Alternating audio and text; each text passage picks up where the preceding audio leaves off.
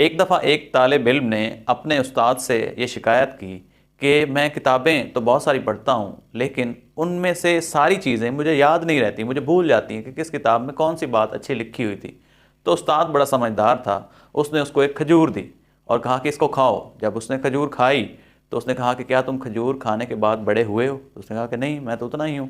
तो उस्ताद ने कहा कि जैसे ये खजूर फ़ौरन तुम्हें बड़ा नहीं कर देती और ये अभी तुम्हारे जिस्म का हिस्सा बनेगी, तुम्हारे खून का हिस्सा बनेगी, तुम्हारी हड्डियों को मजबूत करेगी और तुम्हारी ग्रोथ का सबब बनेगी, तो इसी तरह जो भी तुम बुक्स पढ़ रहे हो, ज़रूरी नहीं है, या कोई भी जो अच्छी चीज़ आप लर्न कर रहे हो या सीख रहे हो, ज़रूरी नहीं कि वो सारी चीज़ें आपको याद भी रहें और उसी वक्त उसका आपको अर्जेंट फ़ायदा भी हो जाए।